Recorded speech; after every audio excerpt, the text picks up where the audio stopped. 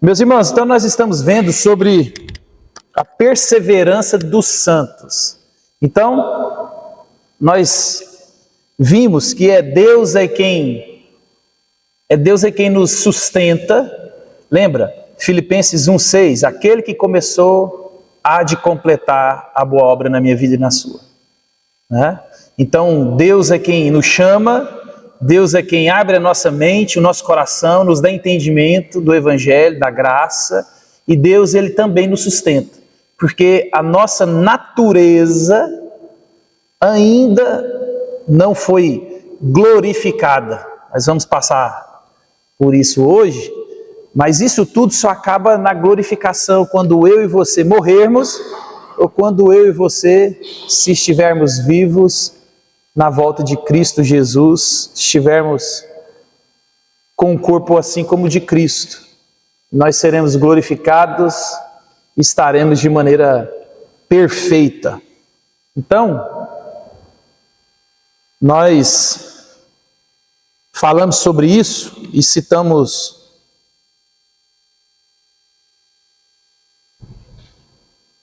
isso. Vou continuar daqui mesmo. Nós falamos isso, dessa certeza e dessa convicção, que até aqui no último slide a gente falou aqui, ó. As palavras de Jesus são inequivocadamente claras. Elas jamais perecerão, ninguém as arrebatará da minha mão. Então você e eu perseveramos porque somos mantidos pela graça nas mãos soberanas e onipotentes do Pai. Então essa passagem nos ensina que o poder que nos mantém é o poder do Senhor. E a nossa salvação ela é iniciada, continuada e finalizada pelo próprio Deus. Então se tivéssemos poder para fazer qualquer dessas coisas, a intervenção da graça divina no mundo não teria sido necessária. Então, depois que nós falamos tudo isso, desse Deus que nos sustenta, e Ele vai garantir a nossa chegada lá, é Deus é quem faz, não sou eu e não é você, aí nós paramos aqui, ó, nessa pergunta. Então, se o que acabamos de considerar é verdade, então faz alguma diferença como vivemos? Então, a doutrina da perseverança dos santos significa que o cristianismo casual, indolente, consumista é aceitável? Se estamos assim tão seguros, por que não desfrutamos em pouco dos prazeres do pecado? Essa é uma acusação que nós sofremos constantemente, principalmente nós da teologia reformada, que cremos numa eleição incondicional, que nós cremos num Deus que elege um povo, que chama um povo, que salva um povo. Então, constantemente nós somos alvos dessa pergunta. Então se Deus faz tudo, eu posso aproveitar os prazeres que a vida me proporciona. Mas aqui, meus irmãos, como eu escrevi aqui de amarelo e destaquei, ó, não há indicação em nenhum lugar nas Escrituras de que o poder sustentador de Deus nos dê licença para não levar a sério o seu chamado, sua sabedoria, os seus mandamentos, desse intervalo entre o já da nossa salvação ou da nossa conversão e o ainda não da nossa volta para casa. Lembra? Paulo, no capítulo 1 de Efésios, ele vai dizer: nós fomos escolhidos antes da fundação do mundo para... Olha, é para alguma coisa, não é por causa de alguma coisa, para sermos santos e irrepreensíveis. Então a salvação nos alcançou, Deus olhou para mim e para você, não sei o que Ele viu, porque não tinha nada de bom em mim e em você, mas Deus nos salva para sermos santos e irrepreensíveis. Então tem um porquê dessa dinâmica. Então não é porque eu e você estamos salvos, nós temos essa liberdade. Uma porque se você é um salvo, se você tem o selo do Espírito na sua vida, é muito difícil você viver, como a gente viu aqui, vai falar um pouco sobre essas pessoas que vão vivem uma vida deliberadamente no pecado, mas eles vão voltar. Eles vão voltar. Se for um salvo, eles vão voltar. Né? Mas eu e você, meus irmãos, nós não temos essa licença para viver do jeito que a gente quer. Porque às vezes as pessoas acham, isso é muito comum, as pessoas não conhecem Bíblia. Gente, o analfabetismo bíblico dos nossos dias é terrível.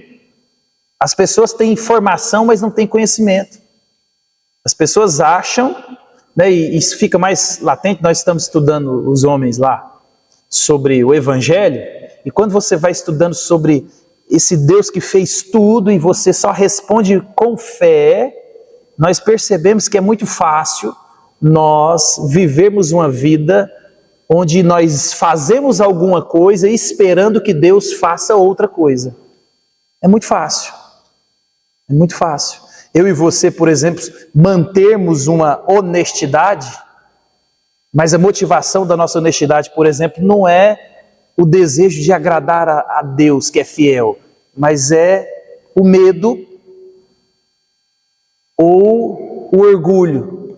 É o medo de você não receber aquilo de Deus, ou o orgulho de eu sou bom mesmo, ninguém faz como eu faço, sou honesto e tenho orgulho de fazer. Então imagina, você faz as mesmas coisas, mas a motivação correta ou incorreta vai marcar o Deus ao qual você serve. Então, em última instância, se as motivações nossas são idólatras e não são um desejo puro e sincero de agradar a Deus, nós estamos servindo a nós mesmos. Então nós podemos fazer coisas boas, mas esperando algo em troca. E só o Espírito pode abrir a sua mente com relação a isso. Eu não posso, você não pode, ninguém pode olhar para você e falar, nossa, mas essa boa obra que você faz, essa ajuda que você dá, essa ajuda que você faz na igreja, tudo, isso é uma bênção, e mas eu não posso dizer, sua motivação está errada, ou sua motivação está correta. Só Deus pode mostrar isso para você. Talvez com um pouco de cuidado e oração, a gente pode sim ver alguns traços disso. Então, as pessoas pensam que por ter levantado a mão e por estar arrolado na membresia da igreja, podem viver de qualquer jeito. Ontem eu estava indo para Sinop, eu estava ouvindo um livro que chama Ame a Sua Igreja. E ele vai trazer 8 características que a igreja, ou nós, temos que cultivar para de fato amar a igreja. E um dos capítulos que eu estava ouvindo é sobre pertencer à igreja. Então observa, o fato de você entender que você pertence a um povo, ele é muito importante. Por quê? Hoje é domingo, dia do Senhor, o dia qual Deus nos convoca a cultuar, nos convoca a reunir, nos convoca a juntar. Então, quando você tem essa clareza de que você pertence ao povo de Deus, a postura sua, a preparação para vir para o culto, ela é diferente. Porque tem muita gente que vem para o culto porque não tem nada para fazer. Porque um passeio não deu certo, ou porque acordou cedo num domingo que ele queria dormir até mais tarde, já que ele acordou não tem nada para fazer, né? Ou então ele tem que ir porque, nossa, eu sou líder na igreja, e se eu não for, vai dar problema para mim. Então, observa, às vezes nós não nutrimos aquela alegria de pertencer à comunidade local. Porque em última instância, meu irmão, lembra, nós somos um corpo onde Cristo é o cabeça. Em última instância, quando nós rejeitamos o corpo aqui, você está rejeitando o próprio Cristo. E as pessoas não compreendem isso. As pessoas acham que nutrem um relacionamento com Deus e com o povo de maneira diferente. Não, o nosso relacionamento com o povo de Deus está ligado diretamente com o relacionamento a Deus.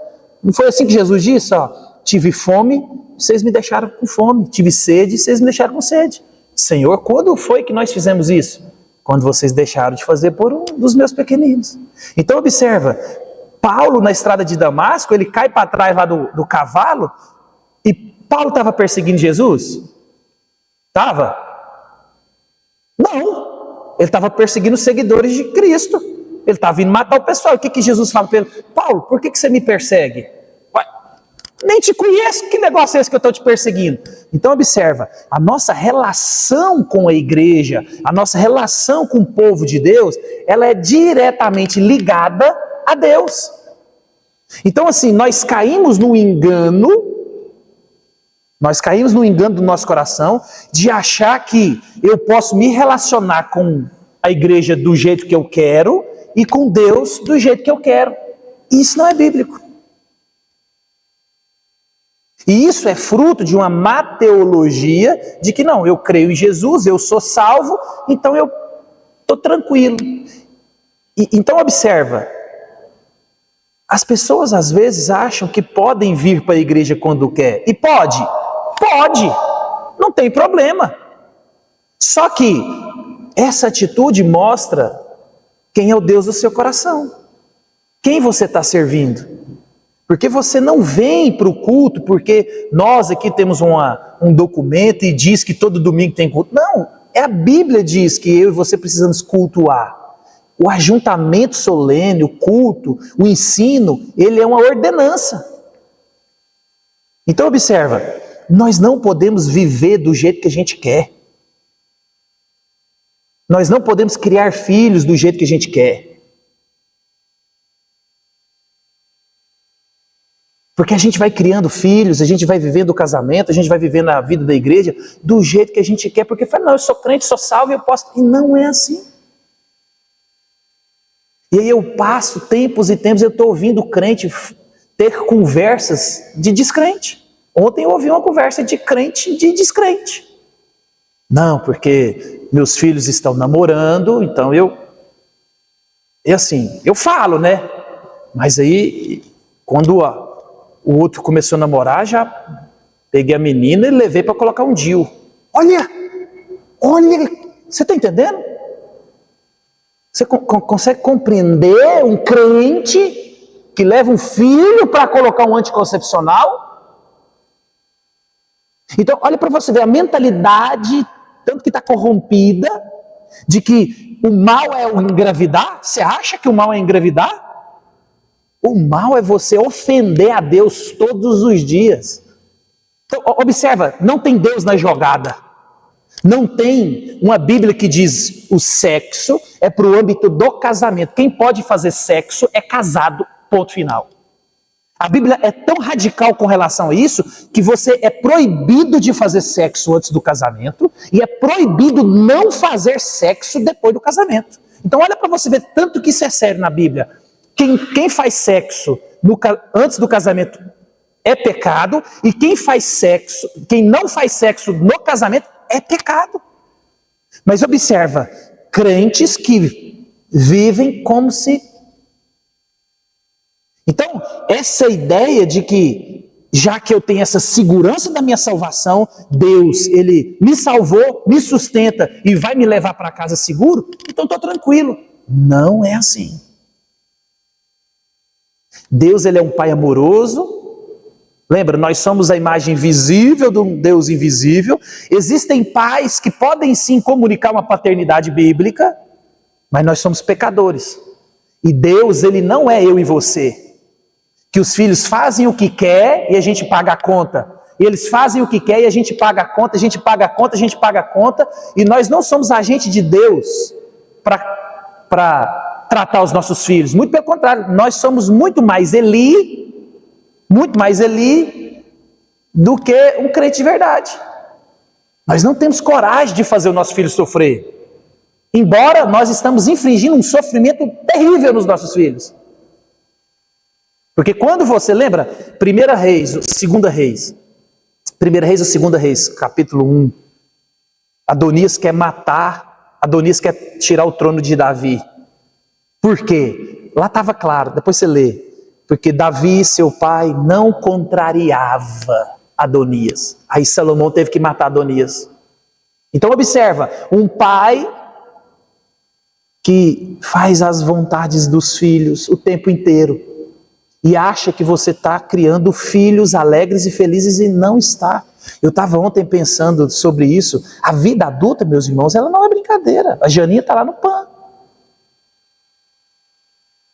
Ontem à noite a gente chegou de Sinop, ela não estava bem, ela me deixa no PAN. Eu falei, mas você vai ficar lá sozinho? Porque eu tinha que levar o Davi para casa, que já era tarde, ele estava com dor. Aí eu falei, então eu vou lá, vou deixar o Davi e volto. E graças a Deus, ontem a gente chegou lá no PAN, era quase 11 horas da noite, foi bem rápido. O prazo de eu chegar lá em casa, descarregar as coisas e voltar, ela já estava pronta. Mas aí ela voltou sozinha para o PAN. Isso é vida de adulto. Aí você pode falar assim, não, mas que é isso? Não, adulto é assim, eu tenho que estar aqui na igreja, ela precisa de tirar uma radiografia que não tirava ontem à noite, ela está lá sozinha. Essa é a vida que nós privamos os nossos filhos de viver. E a gente pode olhar para essa situação e falar, nossa, mas poderia muita coisa, mas essa é a realidade da vida.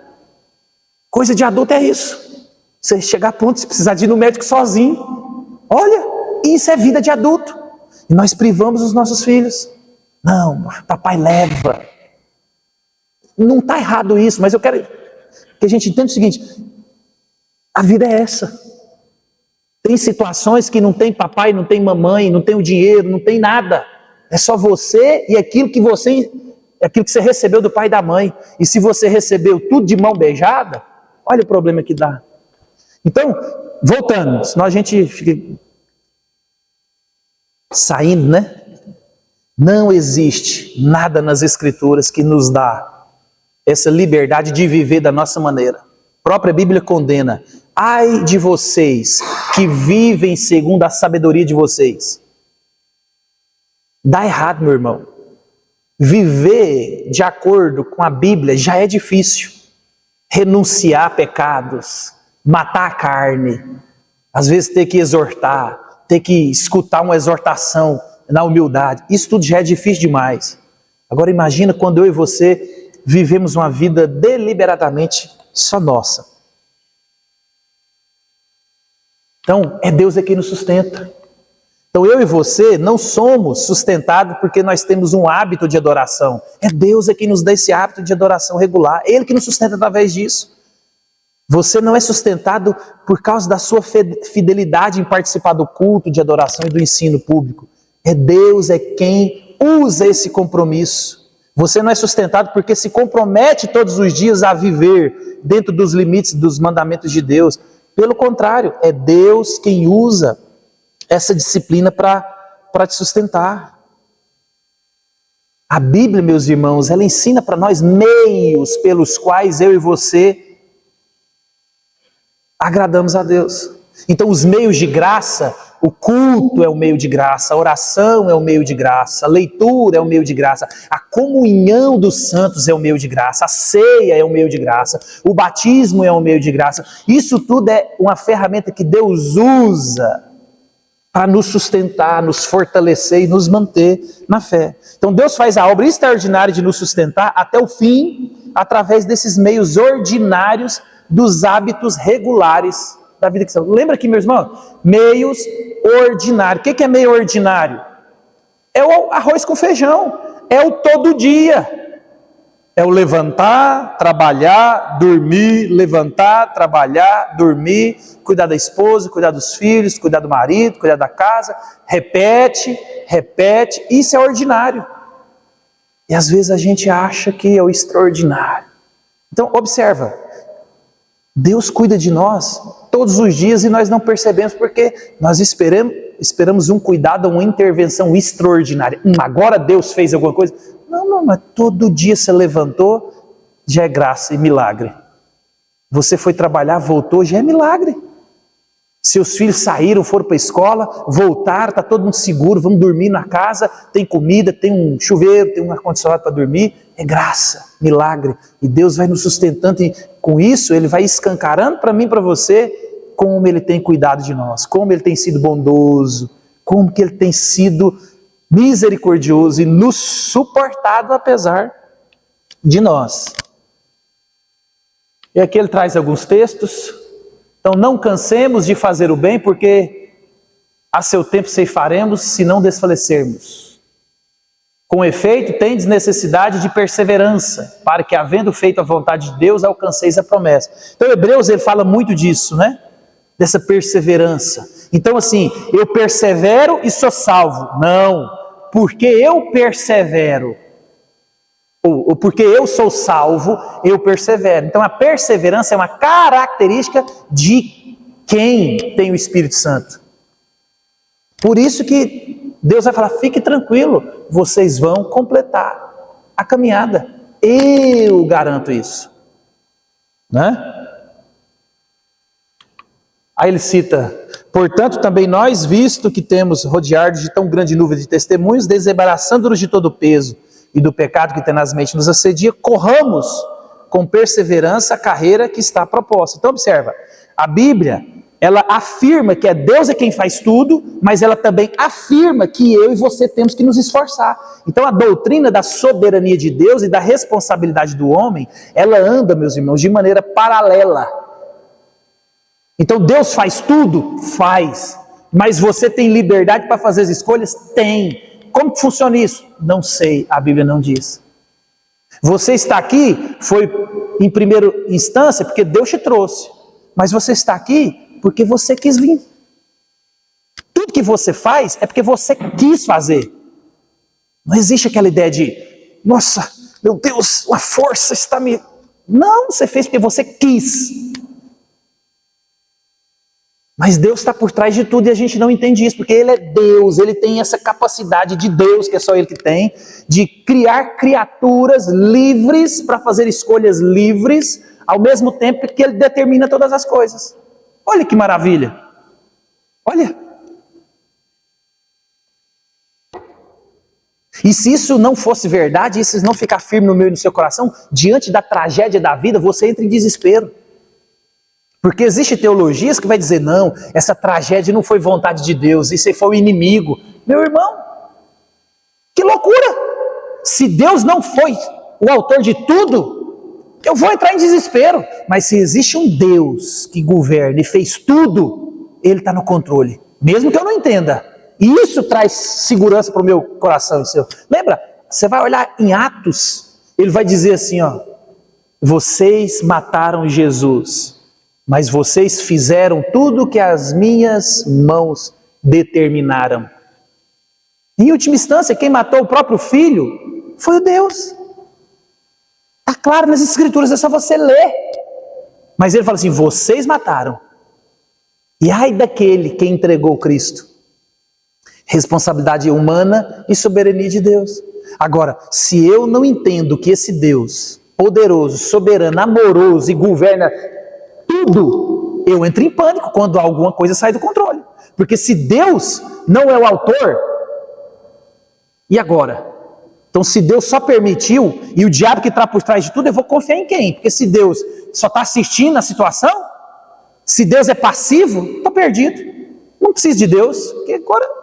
Então observa, meus irmãos, eu e você precisamos de perseverar, nós precisamos de correr. Olha a palavra que ele usa, correr, esforço. Esforço. Não é brincadeira não.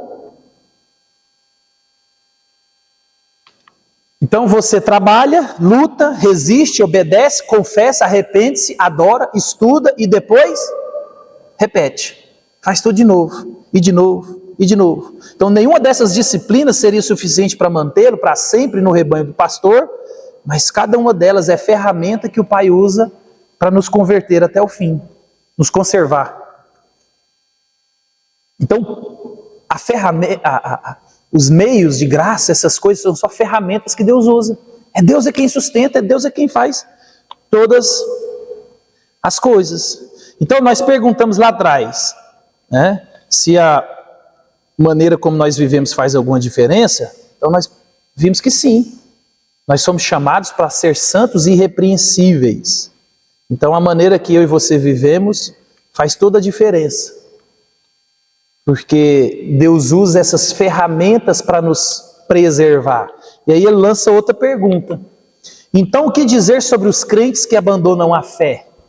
Então é algo doloroso de ver E se a dinâmica for mal compreendida para fazer com que você questione seu próprio potencial de perseverar, então eu e você, nós conhecemos pessoas a quem chamaríamos de crentes verdadeiros, umas até são crentes maduros e algumas consideramos nossos líderes, as quais parecem conhecer a palavra de Deus, bem como amar ao Senhor, mas que passam a dizer que não acreditam mais em Deus e já não se consideram cristãs.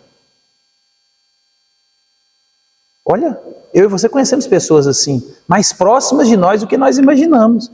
Então isso significa que nós também podemos desistir da fé? Então aqui nós precisamos de fazer uma distinção de dois grupos de pessoas. Então qual que é o primeiro grupo? Então o primeiro grupo é constituído de pessoas que se afastam por um período, mas retornam.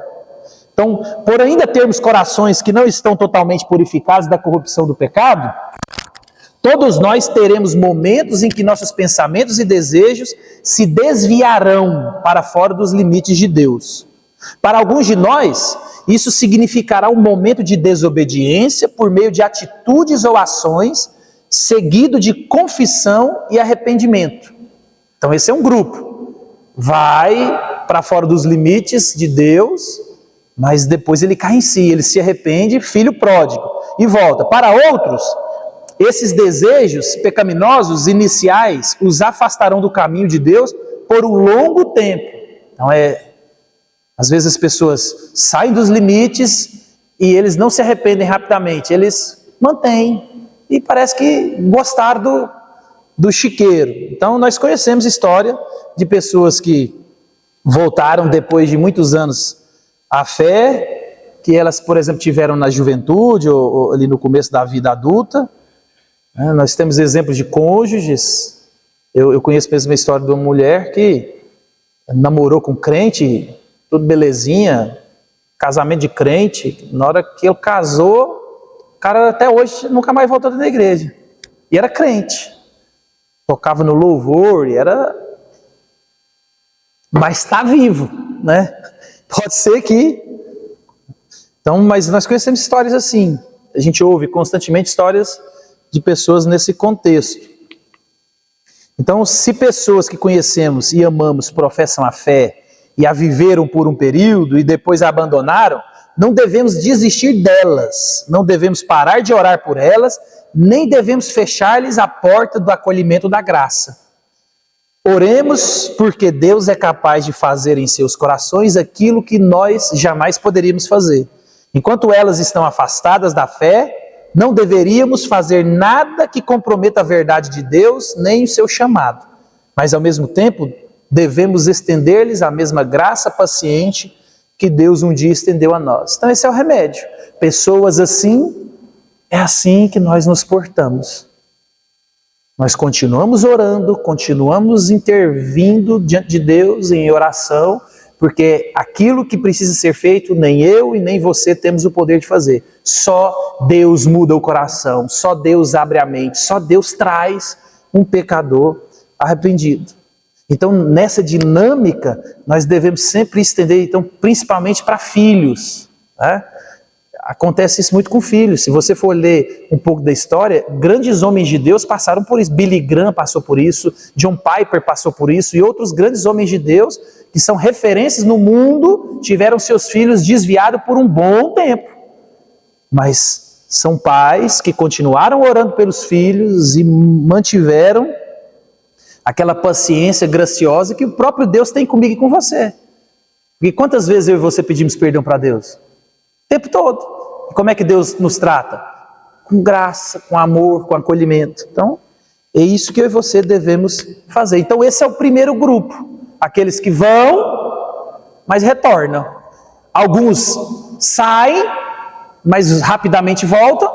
E outros passam um longo tempo. E qual que é o segundo grupo? Então há pessoas que parecem conhecer o Senhor, parecem celebrar a sua graça, parecem amar a palavra de Deus, parecem amar a comunhão cristã e parecem estar se entregando a uma vida de obediência e serviço a Deus. Elas podem até se tornar membros destacados do corpo de Cristo, algumas chegaram a dedicar vários anos ao ministério vocacional, mas tragicamente abandonaram a fé e nunca mais retornaram. Então será que o Pai falhou em sustentá-las? Porque se Deus é quem nos dá essa segurança, se Deus é quem nos sustenta, essas pessoas que saem, Deus falhou? Será que o bom pastor perdeu uma de suas ovelhas? Será que a nossa salvação não é algo tão seguro? Então, 3 passagens das Escrituras são dirigidas diretamente a esse grupo de pessoas. E ao explicar a famosa parábola da semente, que retrata como as pessoas recebem a palavra de Deus, Jesus fala sobre a semente que caiu no solo rochoso. Então, o que foi semeado em solo rochoso, esse é o que ouve a palavra. Olha a sequência da narrativa bíblica. Essa pessoa ouve a palavra, recebe logo com alegria, mas não tem raiz em si mesmo, sendo antes de pouca duração, em lhe chegando a angústia ou perseguição por causa da palavra, logo se escandaliza e abandona. Então, quando Jesus diz aqui, meus irmãos, não tem raiz em si mesmo, ele está querendo dizer que a palavra de Deus, o Evangelho, ele não enraizou no solo do coração. É aquela didática que a gente gosta de dizer, a palavra foi para a cabeça, mas não desceu para o coração. Você entendeu, mas não creu. E está cheio de gente assim. Ninguém quer ir para o inferno. E você fala assim, se você não crê em Jesus, você vai para o inferno. Eu sei, eu entendo. Você quer crer em Jesus? Claro que eu creio em Jesus. Mas a própria Bíblia vai dizer assim, ó, aqueles que me amam, obedecem às minhas palavras. Então observa, a Bíblia aponta para nós que a nossa fé, ela é prática. Ela não é só verbal. Ela não é de declarações vazias.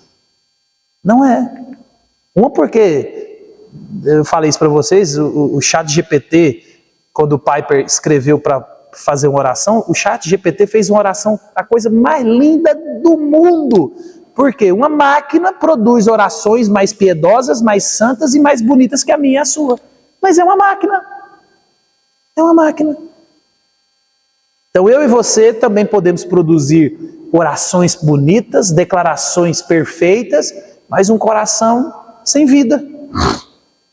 Então observa, ó, por causa da palavra. Então quando a palavra de Deus é pregada, 2 coisas acontecem. 2. Conversão ou revolta. Não tem outra coisa para acontecer. Se o evangelho é pregado, você se converte ou você se rebela. 2 coisas que vão acontecer. Então a palavra não produziu uma fé verdadeira e transformadora. Isto é, a escravidão do pecado sobre o coração não foi quebrada pela graça. Então não houve uma mudança das lealdades mais profundas daquele coração que o fizesse passar do serviço do eu para a submissão a Deus. É isso que acontece, meus irmãos. Lá no fundo, no interior do seu coração, de fato você não crê. Você ainda serve a você mesmo e não a Deus. Então o Espírito não veio realmente habitar no coração da pessoa, capacitando-a e transformando-a. E se a palavra não criou raízes em seu coração, você não é filho de Deus, ainda que possa parecer sê-lo por um tempo. Então Jesus, ainda em outra ocasião, amplia nossa compreensão com essa dura advertência do segundo grupo. Olha Mateus 7. Nem todo que me diz Senhor, Senhor, entrará no reino dos céus, mas aquele que faz a vontade do meu Pai que está nos céus. Observa, eu estava lá na igreja pregando semana passada, e aí eu fazia leitura assim, igual eu estou falando assim, gente, vamos olhar aqui de novo. Eles ficaram impressionados como que a Bíblia diz, de maneira clara, aquilo que às vezes a gente não crê. Nossa, mas estava aí, a gente nunca viu. Falei, porque não lê a Bíblia. Então, não foi nós que criamos, não foi uma doutrina, não foi os calvinistas reformados que disseram que você, uma vez salvo, salvo para sempre. Não, é a própria Bíblia. Aqui o próprio Jesus está dizendo assim, ó, existem pessoas que dizem me amar, que dizem me seguir, que parecem que estão, mas não estão. Ele diz, ó, nem todo que me diz Senhor, Senhor, entrará no reino dos céus, mas aquele que faz a vontade do meu Pai que está nos céus. Ele separa o grupo. Quem é que são os filhos? O que faz a vontade do Pai. Muitos naquele dia hão de dizer-me, Senhor, porventura não temos nós profetizado em teu nome não temos expelido demônio, Meu irmão, que dia que você vai achar que alguém que põe a mão na cabeça de alguém e repreende um demônio e ele vai embora, que essa pessoa não tem o Espírito Santo de Deus? Olha, a Bíblia está aqui, ó. Tem gente que não tem o Espírito Santo de Deus e põe a mão e o demônio sai. Está aqui escrito, ó. Profetiza, expulsa o demônio, faz milagres. Olha, você tem noção do que é isso? São coisas que não estão na minha lista e na sua de gente que não é crente. Quem expulsa o demônio, quem profetiza e quem opera milagre é crente. Mas Deus está falando aqui, ó, vocês fizeram isso tudo, mas eu não conheço vocês. Então lhes direi explicitamente, nunca vos conheci. Apartai-vos de mim, os que praticais a iniquidade. Então observa, profetizar é bom? É. Expulsar demônios é bom? É. Milagre é bom? É. Mas Deus diz que essas práticas aqui dessas pessoas são iniquidade. Como você compreender? É Deus quem está falando, o próprio Jesus, não somos nós. Por isso que eu e você temos que ter discernimento. Por isso que a Bíblia vai dizer assim, ó, o presbítero, os líderes devem ser irrepreensíveis, porque nós somos padrão dos fiéis. Aqueles que estão na frente da igreja, eles devem viver de maneira tal que sejam irrepreensíveis, porque nós somos modelo.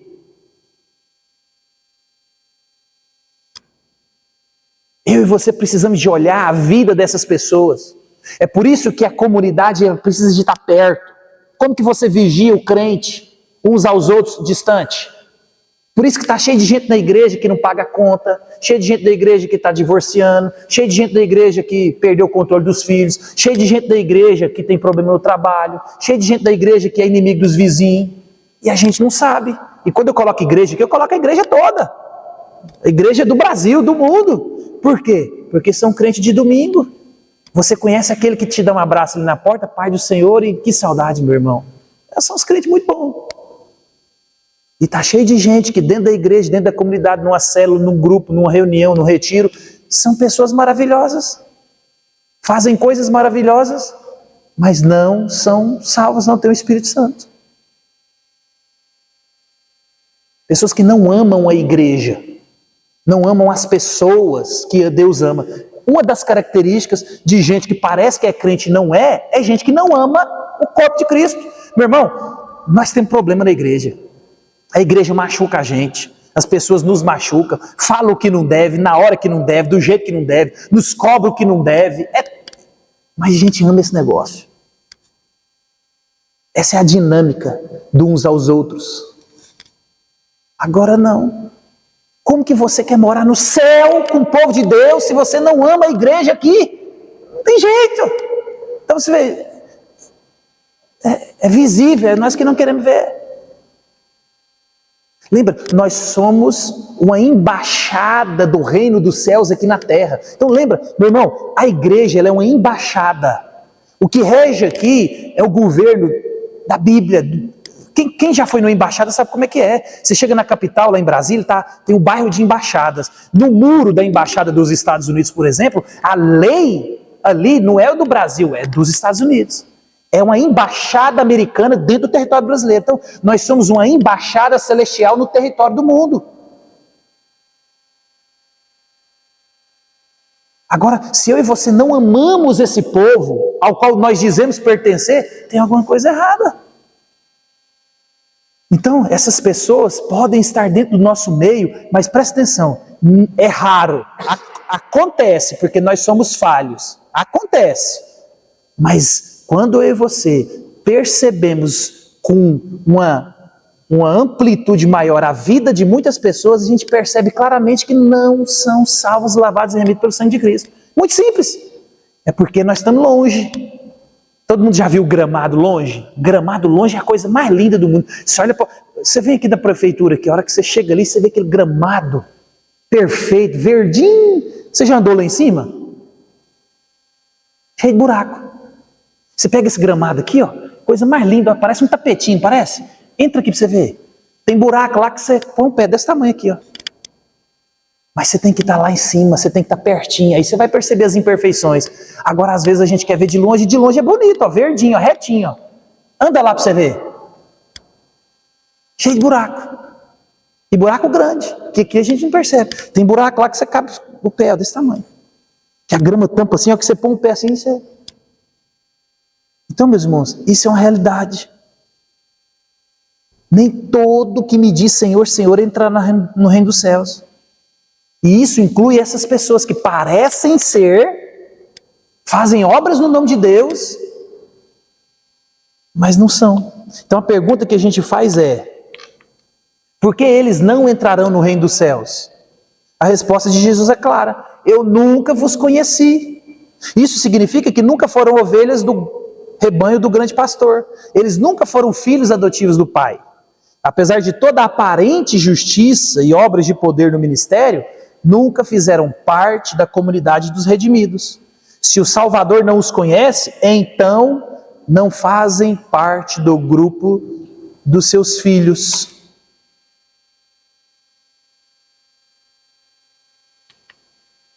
Essa foi boa, hein? Essa imagem foi boa. É doloroso reconhecer, mas nem todos que são membros de uma igreja local visível são de fato membros da igreja invisível, a família eterna de Deus. Por que Deus fala assim, eu não vos conheci? Na Bíblia, a palavra, desde o Antigo Testamento e no Novo Testamento, a palavra conhecer, ela não é só assim. Tem na internet um meme que diz assim, ó, coisas que só os brasileiros entendem. Aí a pessoa fala assim, o sol estava quente, fiquei trancado pelo lado de fora. Coisa que a gente é brasileiro, a gente entende isso. Mas em outras culturas, as pessoas não entendem isso. Pessoas são literais em algumas culturas. Então como é que você vai falar para alguém aqui, nossa, eu não vou agora não, porque eu vou esperar o sol esfriar. Hã? Como que o sol esfria? Nossa, eu não entrei não, porque minha mulher deixou eu trancado pelo lado de fora. Como que você fica trancado pelo lado de fora? Mas na nossa cultura a gente entende. Não, só esqueceu a chave, ficou sentado na calçada. Mas em outros lugares, se você fala assim, não, fiquei trancado pelo lado de fora, a pessoa entra em pânico. Outra coisa que a gente fala muito brasileiro. Não, eu sei quem é. Não, eu sei quem é, mas não conheço. Espera aí. Então, essa palavra conhecer na Bíblia, ela está ligada a relacionamento, intimidade. Lembra, alguns versículos na Bíblia, quando ele vai falar depois do casamento, lá em Lucas, por exemplo, vai falar assim, e José não conheceu Maria até o nascimento de Jesus. O que ele está dizendo ali? Que ele não teve relação sexual. Mas o conhecer ali, José, como que ele não conhecia Maria? Ele levou ela para o Egito, ele levou ela para Belém, ele que carregou ela, ele estava lá, ele tinha casado com ela, como que ele não conhecia? É porque o conhecer ali é de relacionamento íntimo. Então quando não vos conheci, não tenho relacionamento com vocês, nem vocês comigo. Vocês dizem o que vocês querem dizer, mas não são meus filhos. Então, meus irmãos, eu e você precisamos entender isso. Por isso que eu coloquei aqui a foto. Quem viu The Chosen? Quem que é esse? Judas. Judas, gente, imagina, 3 anos caminhando com Jesus, fazendo milagre, é o dono da bolsa, olha Judas. E ele foi o que vendeu Jesus. Meu irmão, João, na sua primeira carta, ele faz referência a esse grupo aqui que nós estamos analisando aqui, com poucas palavras, mas são muito claras. Eles saíram do nosso meio, entretanto, não eram dos nossos, porque se tivessem sido dos nossos, teriam permanecido conosco. Todavia, eles se foram para que ficasse manifesto que nenhum deles é dos nossos. Então por que as pessoas abandonam a fé e nunca mais voltam? Deus vai responder, ó, porque não eram crentes de verdade, sua fé não era a fé verdadeira. Simples assim.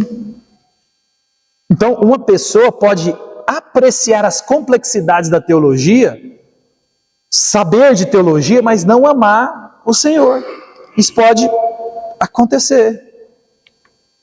Uma pessoa, meus irmãos, ela pode gostar de fazer parte da comunidade amorosa de fé, mas não ser realmente uma pessoa de fé. Porque igreja é bom. Igreja, vem falar para mim que igreja é ruim? Ixi, igreja tem acampamento, tem retiro, tem almoço, você vai na casa dos irmãos. Igreja é bom pra caramba. Você vem, você cultua, principalmente aquelas pessoas que são mais casadas. A igreja é boa, mas tem gente que gosta desse ambiente, mas não é uma pessoa de fé. Uma pessoa pode apreciar o procedimento e a proeminência de uma posição ministerial, mas não ter entregado seu coração ao senhorio de Jesus Cristo. Pode. Conheci um pastor que foi convertido no 5º ano de pastorado. E vira e mexe eu escuto um testemunho desse aí. Nossa, eu fui convertido. Agora eu converti. Eu não era convertido, não. Gente que é presbítero, gente que é pastor, gente que é de liderança, que é diácono, gente velha de igreja. Por quê? Porque a gente gosta de poder, a gente gosta de proeminência. Às vezes você tem dons e que são usados na igreja e você é bem visto. Mas a sua vida é de alguém que não ama a Jesus. Então uma pessoa pode curtir a experiência da adoração pública sem nunca ter submetido seu coração e a sua vida à adoração ao Senhor. Isso pode acontecer, meus irmãos. Isso é mais comum do que eu e você pensamos. Então nem todo mundo que parece ser uma pessoa de fé é de fato uma pessoa de fé. Lembra? Eles saíram de nós, mas não eram dos nossos. É a triste resposta à pergunta: se Deus nos sustenta até o fim, por que alguns abandonam a fé? Porque não eram dos nossos. Então a pergunta que surge, depois de nós vermos esses dois grupos, o grupo que a pessoa sai, logo se arrepende, ou a pessoa que sai, fica um longo período, mas volta, e esses que saem. Então como que a gente reage a esse grupo de pessoas? Como que a gente reage a esses aqui? Nós reagimos do mesmo jeito do primeiro grupo. Com fé, com paciência, com graça e oração. Por quê? Porque eu e você não somos Deus, nós não conhecemos o coração das pessoas e nós não sabemos o que Deus tem para elas. Então, tanto um quanto o outro, nós reagimos da mesma maneira, confiando em Deus, orando, perseverando, testemunhando e agindo graciosamente, do mesmo jeito que Deus fez comigo e com você. Então aqui tem uma frase desse teólogo aqui, R.C. Sproul, ele vai dizer assim, ó: os que têm a fé verdadeira não podem perdê-la. Os que perdem sua fé nunca a tiveram. Simples assim. R.C. Sproul ou R.C. Sproul. Então, felizmente, não temos a capacidade de enxergar o coração das pessoas. Seria um fardo que não conseguiríamos suportar. Mas, por não termos essa capacidade, precisamos reagir àqueles que abandonam a fé com esperança, no poder de atração e de convencimento de Deus, com a mesma graça que Deus estendeu a nós, com palavras de advertência, com o amor do nosso Salvador e com o coração paciente e perseverante. É assim, meus irmãos, que eu e você agimos com essas pessoas. Porque agindo assim, nós encaramos o distanciamento dessas pessoas com humildade. E eu e você estaremos sempre atentos a continuar e a perseguir e prosseguir na graça que um dia nos perseguiu. É confiando em Deus, é Deus quem faz. Não é por força nem por poder, mas pelo teu Espírito, diz o Senhor. É por isso que eu e você não podemos ser chatos, indolentes. Tem gente que quer colocar o evangelho goela abaixo. Que você não vem para a igreja, você vai para o inferno. Isso é agir sem sabedoria. Você precisa de converter. Então, você conhece aquele povo chato que quer... Gente, tem gente que chegou no nível que você só precisa de amar, paciência, agir com graça e orar. E ora, mas ora de verdade, todo dia, 1 hora por dia, 2 horas por dia, orar mesmo. Mas a gente gasta mais tempo enchendo o saco dessas pessoas do que orando por elas. Então, nós precisamos de confiar em Deus. Porque vai chegar o dia, meu irmão, que eu e você não precisaremos mais nos entristecer por isso. Porque isso é terrível. Você que tem compreensão do Evangelho, você tem compreensão da condenação dessas pessoas, você saber que tem pessoas próximas a mim e você, que nós amamos, e que se morrerem hoje estarão no inferno, numa eternidade separada de Deus, isso nos deixa triste, ou pelo menos deveria nos deixar triste. Isso nos deixa triste. Por isso que nós temos que olhar para isso tudo com esperança, com graça, com palavras de amor e com oração. Descansando na soberania de Deus e orando, Senhor, que a graça que me alcançou, alcance. Senhor, salve. Senhor, muda o coração. Senhor. Isso é doloroso, meus irmãos. Isso é terrível. Mas o Senhor exercerá o seu poder onipotente para sustentar os que são seus. Mas isso não significa que devamos ser negligentes ou considerar a nossa fé algo já garantido. O Deus que faz esforços extraordinários para sustentar seus filhos, usa meios comuns para fazer isso. Então, façamos desses meios comuns hábitos constantes em nossa vida até chegarmos ao outro lado, quando não mais precisaremos perseverar. É isso, meus irmãos. Não despreze os hábitos de Deus, que Deus colocou. Parece que é chato. Eu já falei isso para vocês, nós precisamos de aprender a orar. Senhor, eu não amo a leitura, coloca o amor pela leitura no meu coração. E aí você confia em Deus, espera em Deus e leia, entendeu? Porque o problema é que eu e você, nós somos brasileiros e na nossa cultura nós precisamos de sentir para fazer. No Evangelho você faz para depois sentir. Por isso que nós vivemos pela fé e não por vista. Então nós cremos que Deus fez. Então nós agimos. Então nós cremos que Deus pode infundir no meu coração e no seu coração o amor pela leitura, o amor pela oração, o amor pelos irmãos. Então começa a orar nesse sentido e fazer as coisas nesse sentido. Eu e você, meus irmãos, precisamos de mudar de vida. Eu, depois que eu fiz 40 anos, eu agora fiz algumas resoluções na minha vida. E eu prometi diante de Deus, falei, eu agora, depois dos 40 anos, minha mãe me ligou esse dia para trás, você fez tal coisa. Eu falei, não, mãe, isso aí é gente de 40 menos, agora meus erros é 40 mais. Falei, eu só vou errar dos 40 mais, coisa que eu nunca errei. Eu não posso fazer as coisas que eu já fiz até aqui. Então, uma das coisas, eu não posso perder a oportunidade de falar do Evangelho. E se precisar de ser duro, eu vou ser. Com quem quer que seja, onde quer que seja, que ele nunca mais olhe na minha cara. Eu tenho 40 anos.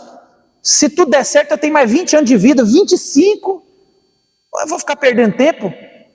Passando a mão na cabeça dos outros? A Bíblia é assim mesmo. Não, não é assim, não é você que não entendeu, converte e se arrependa. Meu irmão, nós precisamos de tomar algumas decisões na nossa vida. Nós precisamos de tomar uma postura de crente. Isso eu não faço mais, isso eu não faço mais, isso agora eu tenho que fazer. Resoluções, decisões que nós precisamos tomar. Agora, gente, olha para a sua vida, olha para a minha vida. Quantas coisas que eu e você fazemos que 20 anos nós fazemos a mesma coisa, os mesmos pecados, as mesmas dificuldades. Ou nós não temos esse Espírito que faz isso tudo aqui, que nos capacita com poder para agir, ou então No fundo, nós não cremos em nada do que a gente diz que crê. A Bíblia vai dizer, por exemplo, que aqueles que têm fome e sede de justiça serão saciados. Aqueles que têm fome de leitura, sede da leitura, da palavra, do conhecimento, Deus vai... Meu irmão, então você começa a ler, começa a estudar, faz um curso. Hoje você compra um curso bom na internet de 30 conto, compra um livro, leia, vem para a igreja, se voluntaria, não perca um culto. Começa a orar. Gente, a gente acha que para orar você tem que parar, entrar para um quarto. Tem oração lá, entra para o teu quarto, fecha a porta, teu pai que vem... Tem esse momento que eu e você precisamos de ter um cantinho quieto, onde não tem distração. Mas meu irmão, você passa o dia inteiro na rua, correria. Às vezes você passa metade do dia seu dentro de um carro, ou sozinho trabalhando. Olha, está ali orando, Senhor. Começa a transformar seu pensamento em coisas do céu e não da terra. Mas às vezes eu já fiz isso, isso é terrível. A gente às vezes está com um problema e você fica o dia inteiro remoendo aquele problema, sabe? E você fica pensando naquele problema, e você fica brigando com as pessoas, não é assim? Aí você coloca na sua mente assim, e aí você fica brigando com aquela pessoa, aí você resolve esse problema, aí você vai e briga com o outro, aí você fala tudo que você tem que falar para essa pessoa, aí volta, aí você imagina que ela te respondeu alguma coisa, aí você fala, e quando você vê, você fica o dia inteirinho brigando com a pessoa na mente. Gente, você chega de tarde, você está cansado, você brigou o dia inteirinho. Não, porque eu tenho que falar isso para fulano, e não pode fazer isso, fizeram injustiça comigo. Gente, eu sei que você já passaram por isso. Em vez da gente, coloca um louvor, começa a cantar, coloca uma Bíblia em áudio, vem o pensamento, você querer brigar com os outros na cabeça, Senhor, repreende, isso é seta do inimigo, para me distrair. A Bíblia diz, pensai nas coisas do alto, onde Cristo vive. Então observa, meus, são batalhas na mente que eu e você nos rendemos todos os dias. É por isso que a nossa vida é chata. É porque a gente briga com as mesmas pessoas todos os dias. E a gente sabe o que fala, o que a pessoa vai falar, e na cabeça da gente é a coisa mais maravilhosa que tem. Você fala, hoje eu ganhei a briga. Ganhou nada, você só ficou distraído, o diabo ganhou, deixou você emocionalmente arrebentado, triste. Repreende, Senhor, esse pensamento não é do Senhor. Põe um louvor, começa a cantar, começa a orar. Senhor, eu não estou dando conta de orar não, eu estou só pensando nesse negócio aqui, esse negócio está me matando, esse negócio aqui está me... Senhor, repreende em nome de Jesus. E, meu irmão, Deus é Deus, o Espírito habita dentro de mim e de você. Agora eu e você somos... Ai, Senhor, eu queria tanto amar a igreja, eu queria tanto amar a Bíblia. Eu não consigo, eu começo a ler a Bíblia, eu durmo. Então lê a Bíblia em pé, infeliz. Pega a Bíblia em pé, Senhor, eu vou ler em pé aqui, porque em pé, né, se eu dormir em pé eu caio. Mas não, você vai lá, você encosta a cabeça no travesseiro, aí coloca a Bíblia aqui, meu amigo, até eu durmo assim, quem que não dorme? A gente tem que agir com inteligência. Lembra, nós estamos numa guerra. Aí a gente não quer ofender ninguém, Às vezes você levanta todo dia, eu tenho tentado fazer isso, né? Senhor, não me deixa perder a oportunidade de falar do Evangelho, de perceber o coração das pessoas, porque às vezes, meus irmãos, a pessoa abre o coração para você e você não percebeu. Oi, bom dia, como é que você está? Ah, eu estou triste, hoje eu não estou bem não. Olha o coração aberto. Você podia falar, está acontecendo alguma coisa? Eu posso te ajudar? Posso orar por você? Mas aí não, a gente compete desgraça, não é assim? Nossa, eu não estou bem, não dormi nada, não estou mal. Não, e eu? Eu estou uma semana que eu estou assim. Aí você está vendo? Você volta para falar de você. Eu estou assim, não estou dormindo nada, tá? Minha vida, se eu contar para você. Lá em Goiás a gente tinha um ditado assim, rapaz, se eu contar meus problemas para o carroceiro, até o cavalo chora. Então a gente fica competindo desgraça. Eu não dormi bem. Não, quem não dormiu bem foi eu. É 3 dias de noite que eu não durmo.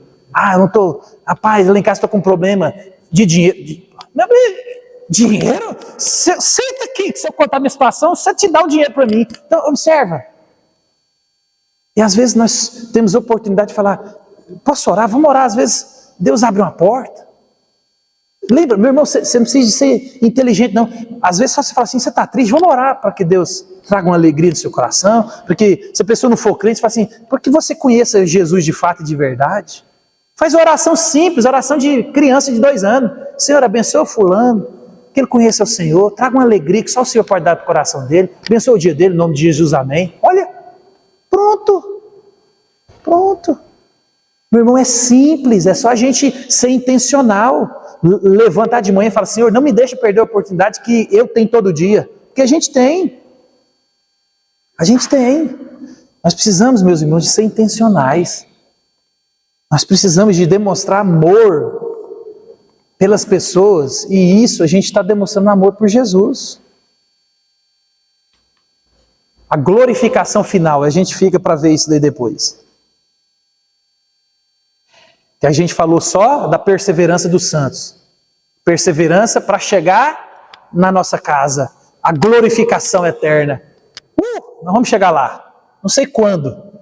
Mas que eu e você possamos meditar nessas palavras e descansar no poder de Deus. É Deus quem nos sustenta, meu irmão. É Deus quem faz, do começo ao fim. Então não entre em desespero. Confie em Deus. Aqui nós não estamos enganados. No mundo tereis aflições. Mas tem de bom ânimo. Vai ter um dia que Cristo enxugará do meu rosto e do seu as lágrimas. Eu e você não sentiremos mais dor nem tristeza. Esse mundo quebrado vai passar. E é isso que nós esperamos. Amém?